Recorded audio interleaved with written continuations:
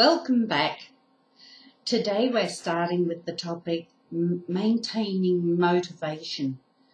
And this is a very important part of our lives because we all know how exciting and how easy it is to be motivated about a new project when everything's new and different and we've got lots to plan and lots to look forward to, but then as time goes by, the novelty can wear off. I was actually thinking of the example of when a young couple are expecting a baby, and it's so exciting. You find out that the woman is pregnant and you're going to have this baby. Well, you've got to plan the nursery and the clothes and the equipment you'll need and planning exercise programs and visits to hospitals and all these kind of things, and it's all so exciting and new.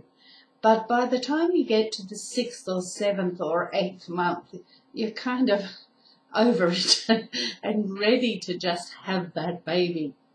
And then when the baby's born, it's all new and exciting and this, so thrilled to have this new little life and all the visitors oohing and ahhing over the baby.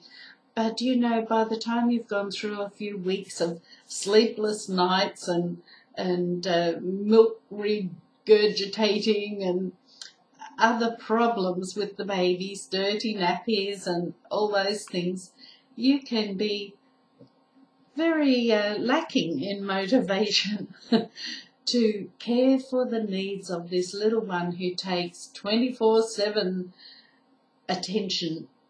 And so if you wanted to be in the Olympics and you are inspired by watching Olympians and you get this wonderful dream and hope of achieving that goal and having that gold medal placed around your neck.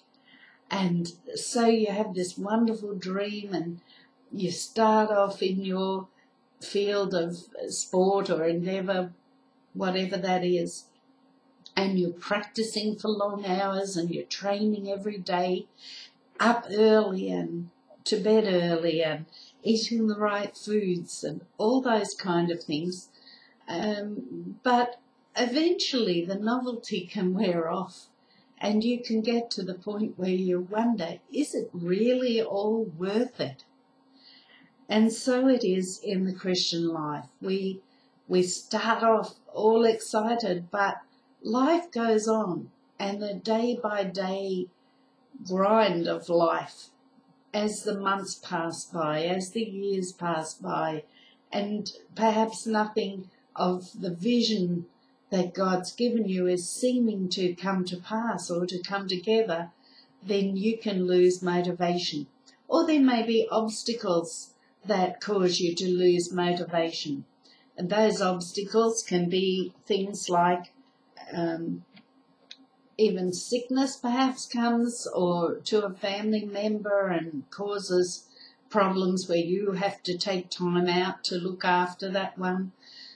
Perhaps you have problems in your job or you have to work long hours and you don't have much time to give to the things of God in the way that you want to. Perhaps you have problems in other ways with relationships or with your eyes and you're trying to study, and there are all kinds of obstacles that can happen. And then the obstacles of our inner being, perhaps you become discouraged or disillusioned or even depressed, and we have to learn how to fight through those things and rise up in victory and be triumphant over those obstacles and troubles that come our way. How do we deal with these obstacles that cause us to lose motivation? One of the easy things to do is to really learn new skills related to what you're doing, and that can motivate you, give you some fresh inspiration. One of the biggest things is to really maintain good relationship with the Lord, because out of that relationship will come inspiration, and from inspiration comes revelation, and you won't lack inspiration or revelation or motivation if you're keeping in close contact with the Holy Spirit and listening to Him every step of the way. Another thing you can do is to keep a journal, and when you get some revelation or you see that you've taken another step in the whole process, record it. And as you go through life, you'll find this amazing record of how God has just led you step by step by step, and it will encourage you when you're feeling a bit flat. Worship. Worship is a wonderful cure-all for when you feel a bit down or when life seems tough. If you get into worship, you're focused on the Lord, and it's like self is put out of the way. And so you're not focusing on self, you're focusing on the wonderful Lord. And you'll find that mountains in your life grow smaller. They sort of settle back into right perspective when you're focused on the one who is far, far greater than any mountain of difficulty that you're facing. So worship is just absolutely wonderful. And then, of course, you must make the decision in your heart, an absolute decision, that you are going to follow the Lord. You are going to fulfill God's will for your life, regardless of circumstances.